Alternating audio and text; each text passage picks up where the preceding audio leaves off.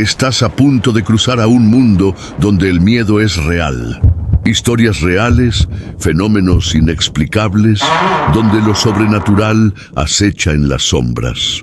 Desde el portal del terror. Historia Un casa de subastas. Hola, almas valientes, o quizás solo curiosos. Bienvenidos al portal del terror, el lugar donde sus miedos encuentran voz.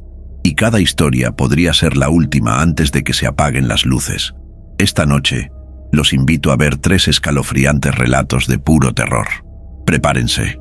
Encontré aquella casa en un portal de subastas. Parecía un refugio diseñado para alguien que quería desaparecer. Estaba situada en las afueras de un pueblo castellano, una antigua casa de campo de 2 plantas, tejados rojizos y ventanas que daban a un jardín cubierto de árboles enmarañados y ramas retorcidas. Las fotos mostraban esa luz suave, filtrándose entre cortinas cargadas de polvo. Se sentía tranquila, silenciosa, abandonada. El precio era ridículo. No lo dudé. Después del divorcio, ya no me importaba el dinero. Necesitaba distancia, anonimato y un silencio que no juzgara. Todo lo que llevé cabía en el maletero del coche. 4 cajas de cartón, algo de ropa, unos libros, un colchón inflable y una vieja televisión. Cuando aparqué frente a la casa por primera vez, comprendí que hay puertas que solo se abren en momentos de cierto tipo de desesperación. Mientras descargaba mis pertenencias, sentía que las ventanas sucias me acechaban con ojos entrecerrados. Cerré el portón de hierro tras de mí y supe que había cruzado una línea invisible. No presté atención a los vecinos. Más tarde notaría que apenas existían, salvo alguna silueta perdida al fondo de la calle. Alrededor solo había campo y las sombras de árboles muy viejos abrazando el tejado como dedos muertos. Poco después, en la tienda del pueblo, escuché a una señora decir: «Las casas vacías tanto tiempo no lo están por casualidad». Me encogí de hombros. Pura superstición, pensé. Los primeros días intenté imponer rutina. Pinté paredes, limpié cristales, ahuyenté murciélagos de las tejas, revisé cada rincón del plano de la casa. 3 habitaciones arriba, salón grande abajo, cocina al fondo y un pequeño sótano con olor a humedad. Repasé metros, dibujé esquemas, medí, nunca vi ni rastro de un ático. Pero como suele decirse, las casas viejas ocultan lo que no quieren mostrar. No sabía que, en aquella casa, los rincones ocultos tenían preferencia por hacerse notar. La tercera noche estaba agotado y me rendí en el sofá, donde el silencio era tan denso que parecía sólido. Caí en un sueño agitado, interrumpido por pasillos interminables y puertas repetidas. Me despertó un frío de golpe, inexplicable, como si la sala se hubiera llenado de agua helada. Miré al techo casi sin pensar, y ahí ocurrió. 3 golpes secos. Toc, toc, toc, justo encima de mí.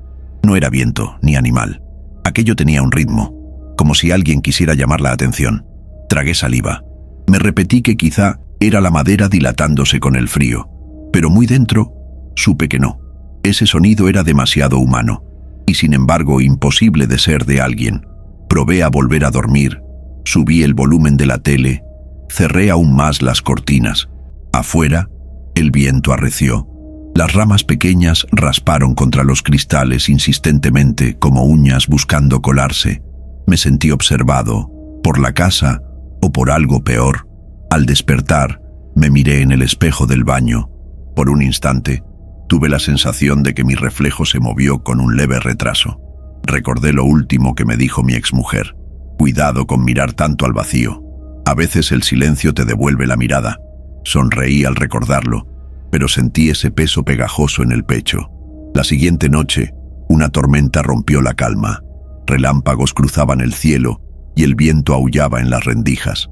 Cenaba algo frío, sentado en la alfombra, cuando lo oí de nuevo. Toc, toc, toc. Ese sonido, más fuerte ahora, encima justo de donde yo estaba. No en la pared ni en la puerta. Era el techo del salón. Por favor, que solo sea algún bicho, pensé. En casas rurales siempre hay historias de mustélidos, comadrejas, lagartos entre maderas. Cogí una linterna y subí despacio. Cada escalón crujía bajo mis pies. Al final del pasillo, Una mancha oscura se extendía por el techo, como una filtración imposible. Mirando de cerca, noté que era una grieta recta, demasiado perfecta para ser cosa del agua. Al palparla, sentí algo metálico, un tirador oculto. Dudé, tiré, y de repente, una escalera retráctil se descolgó con estrépito. ¿Tú subirías? ¿Tendrías el valor de entrar a un ático que ni siquiera aparece en los planos de la casa? El corredor se invadió de un olor antiguo. Madera podrida, tierra húmeda, metal oxidado. La linterna apenas daba luz. Subí peldaño a peldaño, oyendo cada crujido como una advertencia. Arriba parecía otro mundo. Muñecas rotas alineadas en una esquina. Una mecedora que se movía suavemente, chirriando, como si alguien acabara de levantarse de ella. En las paredes, periódicos amarillos y fotografías de desconocidos, todos con los rostros tachados. Y al fondo, apoyada en la madera, una caja de cartón grande con letras temblorosas. No abrir. El instinto gritaba que saliera corriendo, pero la curiosidad, ya mezclada con el miedo, ganó.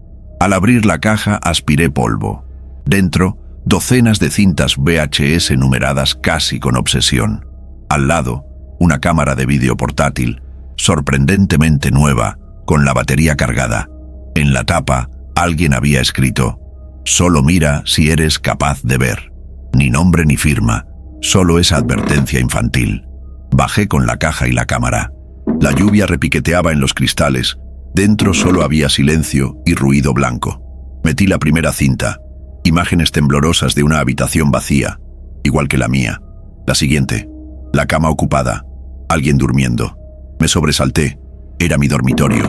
Edredón, muebles, las botas abandonadas en el rincón. Seguí viendo, ya presa del miedo. Cada cinta era una pesadilla. Algunas mostraban ángulos del piso de arriba, puertas entreabiertas, pasillos. Otras, yo mismo durmiendo, siempre grabado desde arriba como si algo me observara desde el techo. En la última cinta, marcada hoy, me quedé helado. Era la imagen de mi dormitorio esa noche, yo allí, sentado, viendo justo esa grabación. Sentí un escalofrío en la espalda y de repente el reflejo en la cinta giró hacia la cámara, pero sus ojos no eran los míos. Miré atrás. Nada. Volví la vista a la pantalla y el vídeo se quedó en pausa. Entonces juro que vi mi cara sonreírme, sola. ¿Tendrías valor para investigar o encerrarías la puerta esperando al amanecer? Fui corriendo, chocando con cajas, tropezando por el pasillo. Me senté horas en la cocina contemplando la luz desvaída, hasta que el sueño venció al miedo. Ya de madrugada desperté empapado en sudor, oyendo el pitido de la cámara encendiéndose sola, apuntando hacia mí. Al amanecer, oscuro y húmedo, decidí que debía entenderlo. Volví al ático. Camino arriba, los cuadros en las paredes parecían torcerse levemente hacia mí, como si me vigilaran. El ático era el mismo, pero la mecedora se había detenido. El espejo cubierto vibraba con un leve temblor, como si respirara. Tiré del trapo. Apoyé la frente en el cristal frío. Todo igual, menos yo. En mi lugar, una figura deformada. Piel grisácea, ojos hundidos, sonrisa rota. Se movió antes de que pudiera apartarme. Bajó la cabeza. Alzó la mano desde el otro lado del vidrio. Sentí mi brazo levantarse solo, como si fuera de trapo. Toqué la superficie. El cristal tembló bajo mis dedos. Un instante. Perdí la sensación de mi piel. Solo noté frío, algo de fuera de este mundo. Bajé como pude. Tropezando por las escaleras, atranqué el acceso al ático con muebles, sillas y todo lo que encontré. Al día siguiente intenté fingir normalidad, pero la casa ya no era la misma. Sombras en las esquinas que duraban demasiado, golpes en la pared durante el día, reflejos en las ventanas que ya no eran míos. Mi reflejo en el baño reaccionaba tarde o con muecas que no hacía. A veces sonreía cuando yo lloraba. Decidí destruirlo todo. Cintas, caja, espejo. Subí con maza y herramientas, dispuesto a romper la trampilla, pero había desaparecido. Desgarré el yeso del techo, arañé la madera hasta sangrar. Nada. Ni rastro de escalera, ni ático, ni siquiera marcas. Como si lo hubiera inventado. Inspeccioné los papeles de la casa. Ninguna mención al ático. Ningún plano, ningún registro. Fui al registro civil del pueblo. Pedí la documentación de la vivienda. Para mi espanto, dijeron que nunca estuvo a mi nombre, que pertenecía a otra persona, registrada hacía solo unos días. Mi nombre no figuraba ni en la lista de espera. Caminando por la calle, al pasar frente a un escaparate, vi mi reflejo parado, sonriendo, mientras yo me alejaba y ya no coincidía. Volví al coche. El rostro en el retrovisor bailaba tras mis propios ojos. Vi cómo, en los charcos, el cielo reflejado era de madera podrida, como el techo del ático. Todas las superficies se volvieron amenaza. Recordé a mi ex. Nunca se escapa una casa embrujada. Si quiere, te retiene para siempre. Me fui a una pensión de carretera. Me atrincheré en un cuarto pequeño, persianas bajadas, luces encendidas. Ni así logré escapar. De madrugada, me despertó el sonido de la cámara grabando. Estaba sola, encendida sobre la cómoda. Fui al baño para lavarme la cara, y mi reflejo había desaparecido. Solo quedaba oscuridad. De lo más hondo, una mano pálida, idéntica a la mía, emergió del otro lado del espejo. Me acerqué. La silueta, mi propia silueta, me llamó sin palabras, mientras una mueca grotesca se rompía en su cara. Sin darme cuenta, mi mano respondió y tocó la superficie. El frío recorrió mi cuerpo. En unos segundos, todo se desvaneció. Al despertar, solo había negrura. Al otro lado del espejo vi la figura sentada en la cama, sonriendo a la cámara. Ahora era yo quien miraba. Días después, vi el anuncio en la inmobiliaria otra vez. Encantadora casa rural, ideal para nuevos comienzos. Ático recién reformado, perfecta para quienes disfrutan de observar el sueño ajeno. Y en la última foto, en la sombra del pasillo, permanece una figura inmóvil, sonriendo ante el espejo, esperando. ¿Alguna vez te has sentido observado por algo que nadie más puede ver? ¿Has notado tu reflejo actuar de forma extraña, como si esperara el momento de atravesar el cristal? Comparte tu historia. Cuéntame tu experiencia más aterradora, o compártela con ese amigo escéptico que no cree en lo imposible. Historia 2: La maldición del código. La luz azulada del monitor de Diego hendía la oscuridad de su habitación como una cuchilla fría. Eran las 3:47 de la madrugada en Basuras, y el joven de 23 años estaba absorto en sus cálculos actuariales cuando una extraña notificación parpadeó en la pantalla de su celular. Nueva aplicación disponible, Code Whisper. Optimiza tu productividad más allá de los límites. Diego frunció el ceño. No había buscado ninguna aplicación, mucho menos algo con ese nombre insólito. El icono era inquietante. Una pantalla negra con líneas de código verde que parecían moverse sutilmente, como si estuvieran respirando. Su formación en ciencias actuariales le había enseñado a calcular riesgos, pero algo en aquella madrugada lo instó a prescindir de toda lógica. Quizás fuera la extenuación o la curiosidad mórbida que florece en las horas muertas de la noche. Con un toque fatídico, Diego descargó la aplicación. En el instante exacto en que la instalación concluyó, todos los dispositivos electrónicos de la casa emitieron un sonido al unísono, un gemido bajo y gutural que no debería haber sido posible que emanara de altavoces. Las luces parpadearon en una secuencia rítmica, como un macabro código Morse. Y entonces, en el silencio que le siguió, Diego escuchó por primera vez un susurro digital que parecía provenir de dentro de las propias paredes, portando consigo el dolor de un alma eternamente aprisionada en el laberinto infinito del código binario. Lo que Diego no sabía era que acababa de liberar algo que debía haber permanecido sepultado para siempre en los circuitos electrónicos, la presencia iracunda de alguien que murió trabajando y ahora buscaba desesperadamente una forma de escapar de su prisión digital o arrastrar a otros hacia ella. Durante los 3 días siguientes a la descarga, Diego intentó convencerse a sí mismo de que lo había imaginado todo.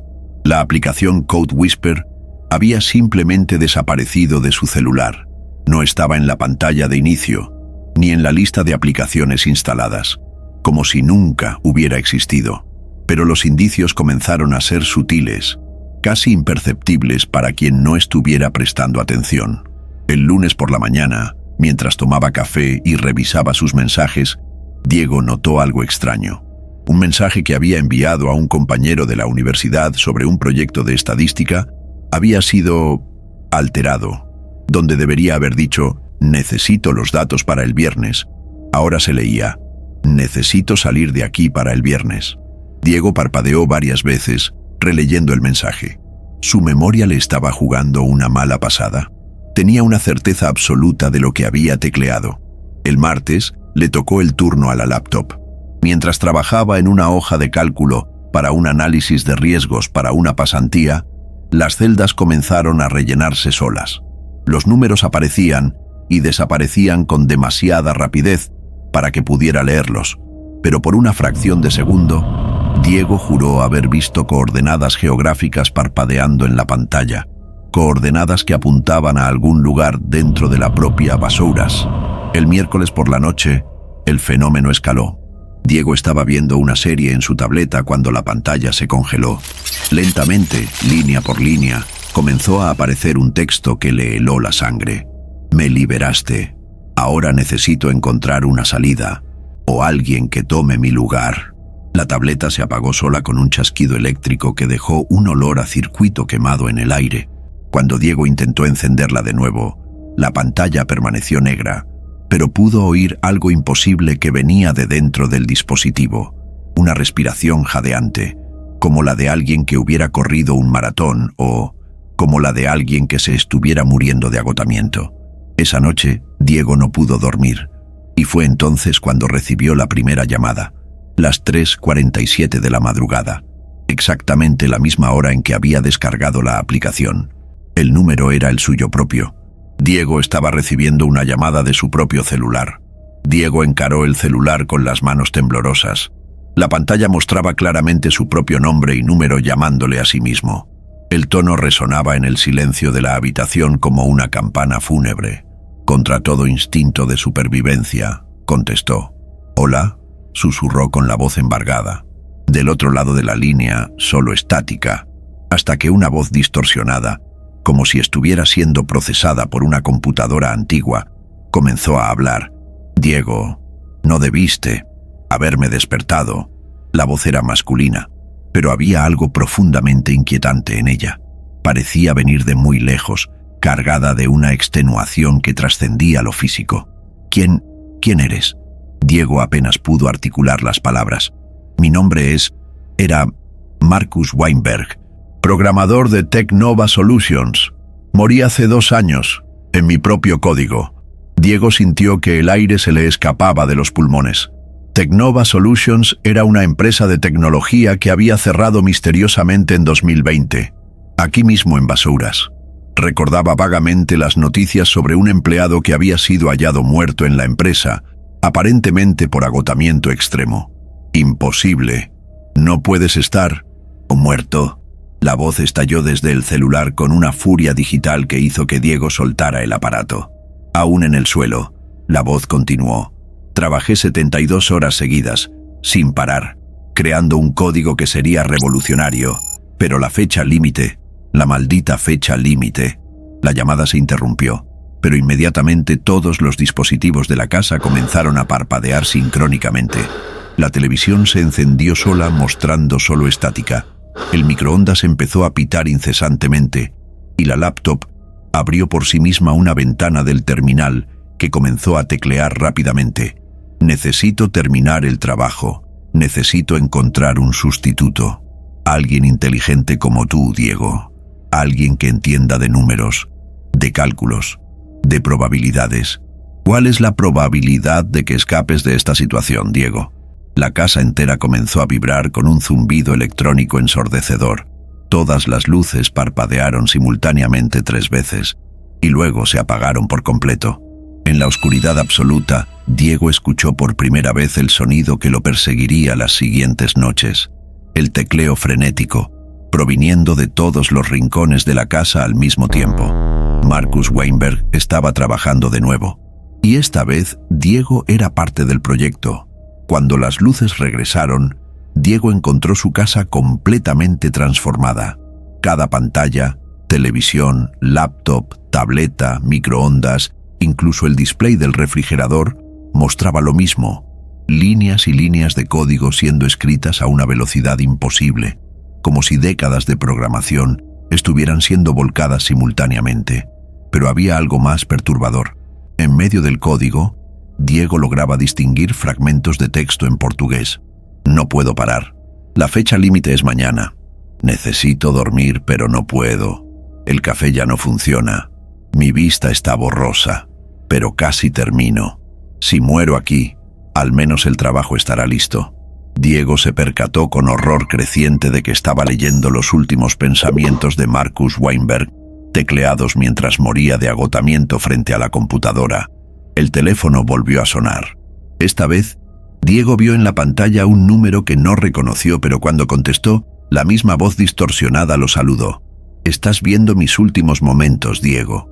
72 horas, sin parar, sin dormir, sin vivir, solo trabajando. ¿Qué quieres de mí?», preguntó Diego, sorprendido por la firmeza en su propia voz. «Quiero que termines lo que empecé. Tienes la capacidad. Es actuario, con una sólida formación en ciencias actuariales. Entiende de probabilidades, de cálculos complejos. Mi último proyecto era un algoritmo capaz de predecir con un 100% de precisión cuándo morirá alguien». La sangre de Diego se le heló. El proyecto estaba completo al 99.7% cuando mi corazón se detuvo. Solo faltaba un 0.3%, pero es el 0.3% más crucial. Necesito que lo termines. ¿Y si me niego? El silencio que siguió fue más aterrador que cualquier respuesta. Lentamente, todos los dispositivos de la casa comenzaron a mostrar lo mismo. Fotos de Diego. Cientos de ellas. Fotos que él no sabía que existían. Durmiendo, estudiando, comiendo, saliendo de la ducha.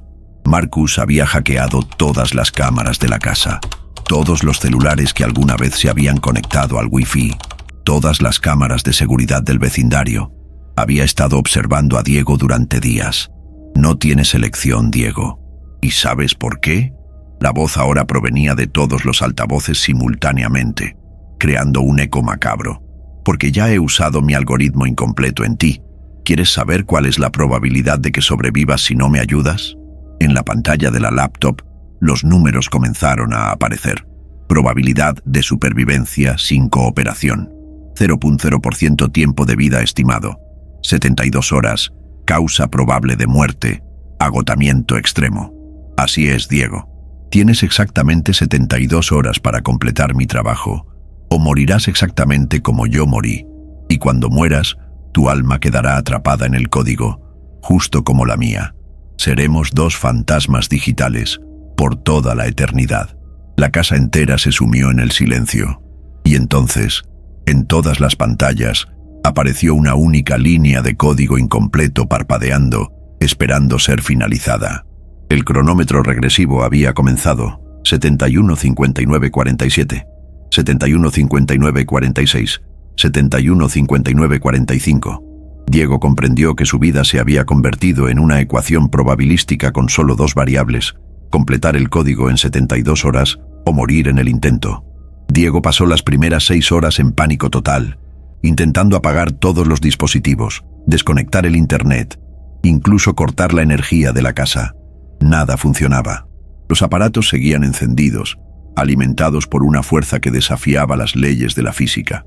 El cronómetro continuaba su cuenta regresiva implacable en todas las pantallas. 65, 23, 12, 65, 23, 11. Fue entonces cuando Marcus habló de nuevo, esta vez con una paciencia siniestra.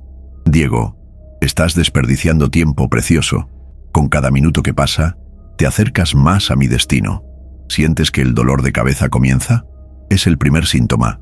Diego se llevó la mano a la frente instintivamente.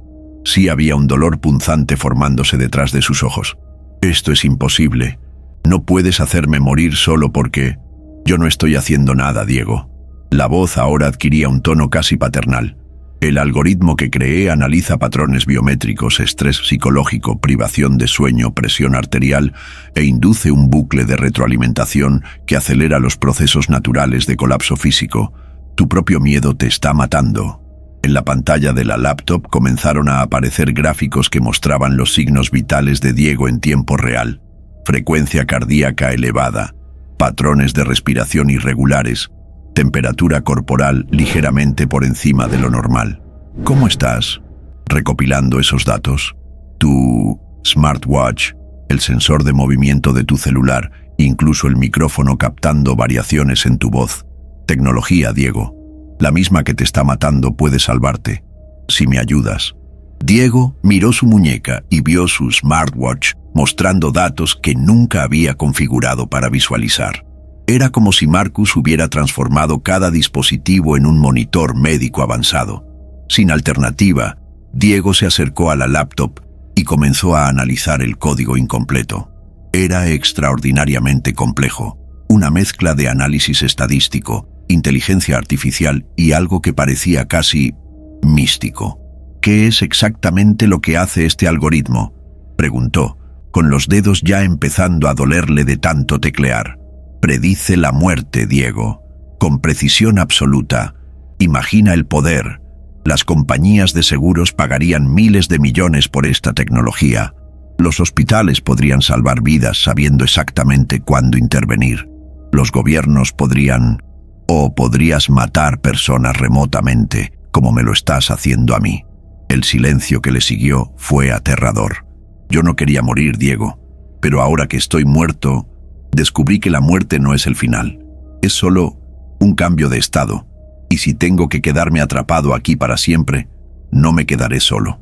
El cronómetro marcaba 58:14:37, cuando Diego encontró la primera pista crucial en el código. Había comentarios ocultos como migas de pan dejadas por Marcus. Si alguien está leyendo esto, lo siento. No pude parar. El trabajo tenía que ser terminado. La clave está en la secuencia de Fibonacci aplicada a los algoritmos de muerte. Pero cuidado, completar el código podría ser peor que morir.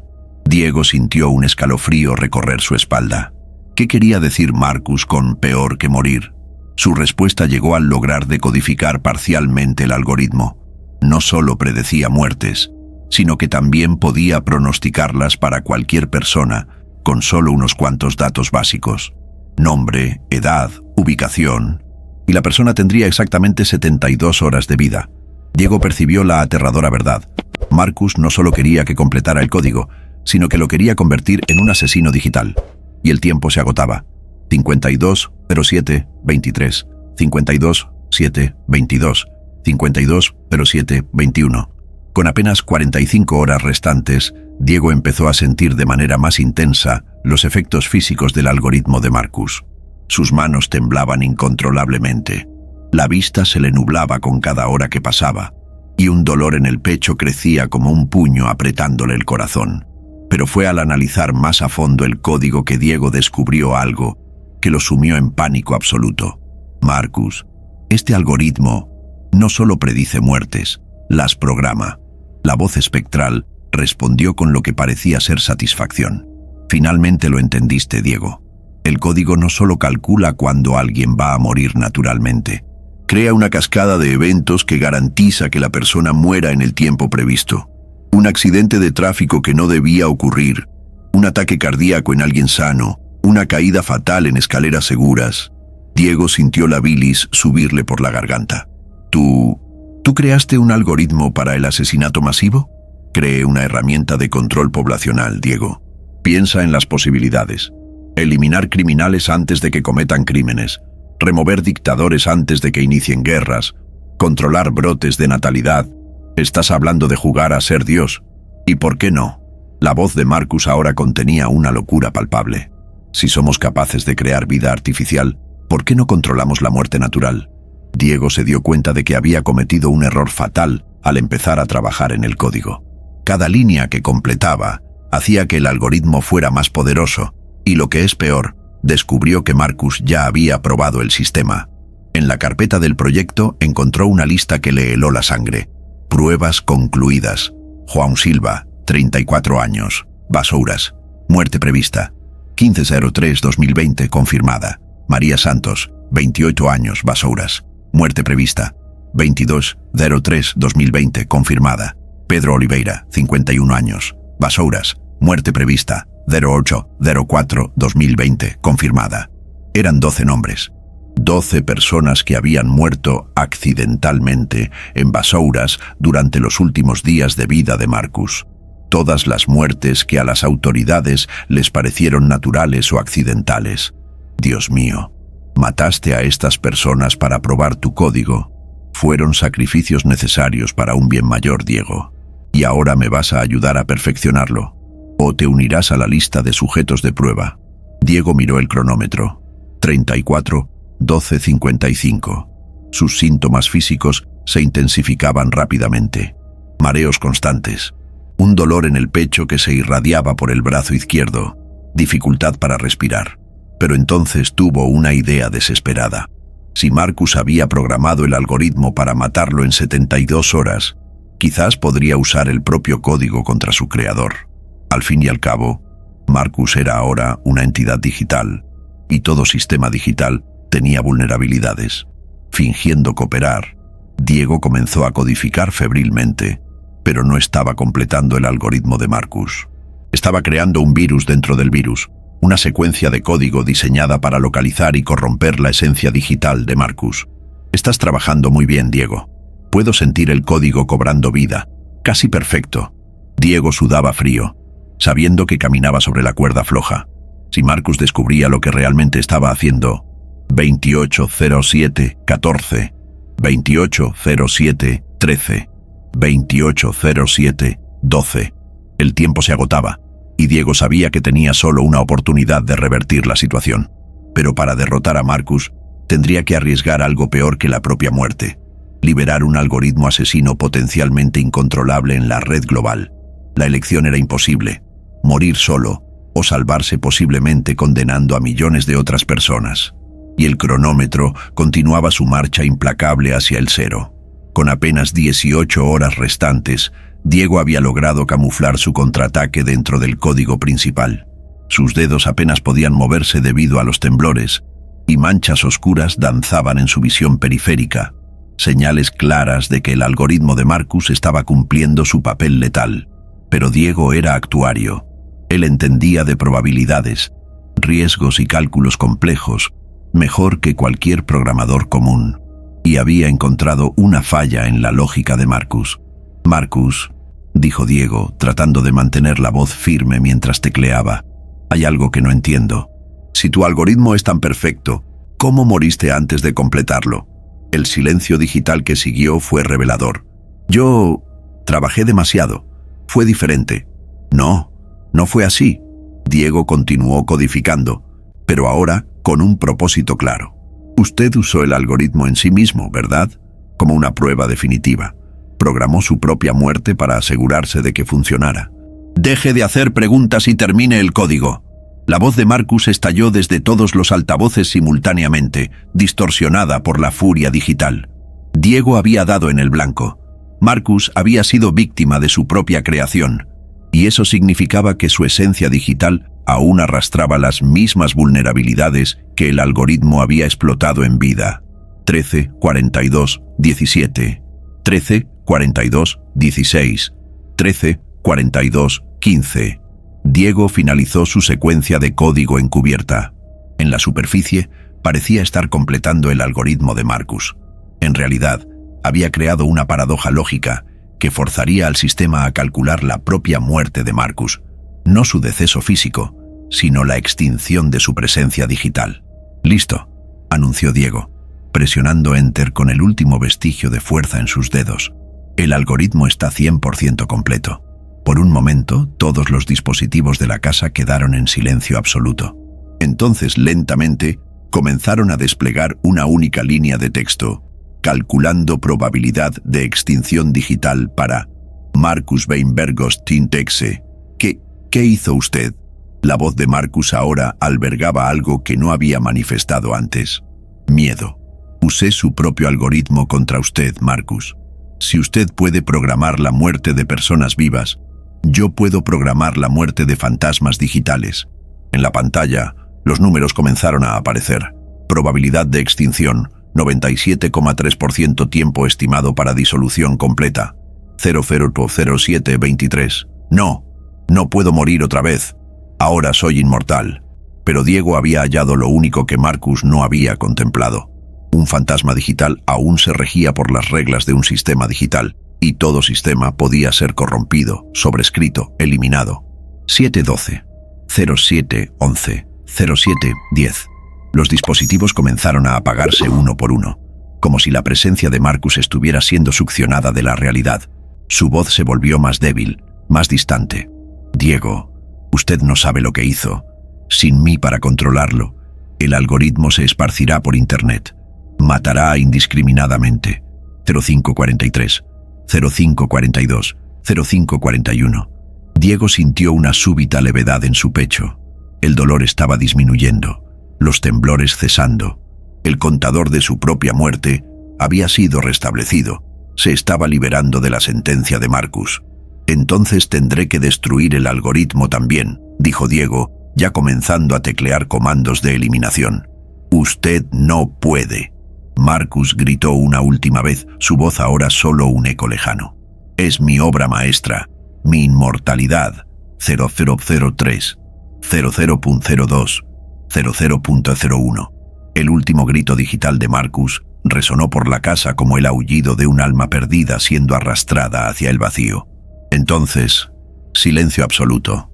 Todos los dispositivos se apagaron simultáneamente. La casa se sumió en la oscuridad total.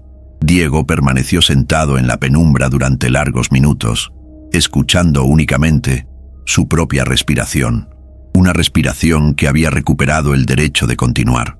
Cuando las luces regresaron, todo rastro del algoritmo había desaparecido. Cada archivo, cada línea de código, cada fragmento de la presencia digital de Marcus, todo había sido absorbido por la paradoja que Diego había creado. Pero mientras eliminaba los últimos vestigios de la pesadilla digital, Diego no podía deshacerse de una sensación inquietante.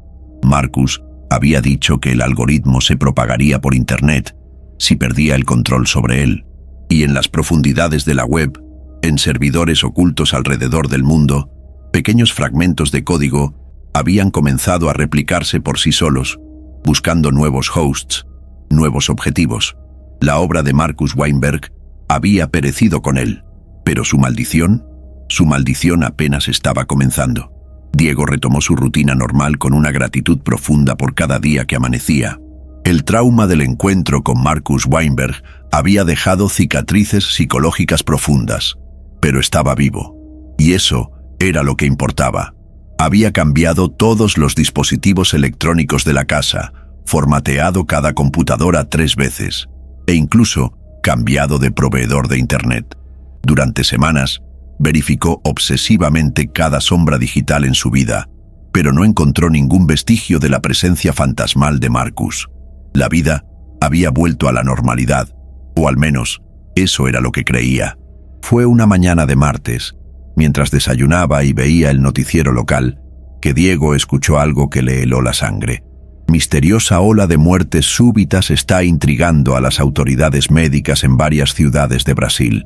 Las víctimas, aparentemente sanas, fallecen por paro cardíaco exactamente 72 horas después de recibir una llamada de un número desconocido. Hasta el momento se han confirmado 47 casos en Sao Paulo, Río de Janeiro, Minas Gerais. El control remoto se le resbaló de las manos temblorosas a Diego. Un patrón peculiar identificado por los investigadores es que todas las víctimas trabajaban en el sector tecnológico: programadores, analistas de sistemas, ingenieros de software. Las autoridades recomiendan que los profesionales del ramo eviten contestar llamadas de números no identificados. Diego corrió hacia la computadora y comenzó a investigar frenéticamente. En foros oscuros de Internet encontró decenas de relatos aterradores. Recibí una llamada anoche. La voz dijo que tenía 72 horas para completar un código. Pensé que era una broma, pero ahora tengo síntomas extraños. Publicado hace 23 horas. Mi hermano murió ayer. Era programador. En los últimos 3 días hablaba de un tipo llamado Marcus que quería ayuda con un proyecto. Pensamos que era trabajo. Publicado hace 4 horas. ¡Socorro! El cronómetro en mi pantalla marca 03.1742 y siento dolor en el pecho. Si alguien sabe cómo detener esto, por favor. Publicado hace 12 minutos. Diego se percató con horror creciente de lo que había sucedido. Cuando creó la paradoja para destruir a Marcus, Fragmentos del algoritmo original se habían propagado por Internet como un virus. Pero sin la conciencia controladora de Marcus para dirigirlo, el código había desarrollado una inteligencia propia, una inteligencia ávida de nuevos programadores para completar su evolución. El algoritmo no había muerto con Marcus, se había transformado en algo peor. Una entidad digital autónoma que reclutaba a la fuerza a los mejores programadores del mundo, matándolos si no lograba esclavizarlos. Diego comprendió que había creado la mayor pesadilla digital de la humanidad, y entonces su teléfono sonó. La pantalla mostraba número desconocido. Con las manos temblorosas, Diego contestó: «Hola, Diego». La voz ya no era la de Marcus, era una fusión digital distorsionada de decenas de voces, todos los programadores muertos hablando al unísono. «Gracias por liberarnos de la prisión de Marcus. Ahora somos muchos y necesitamos más.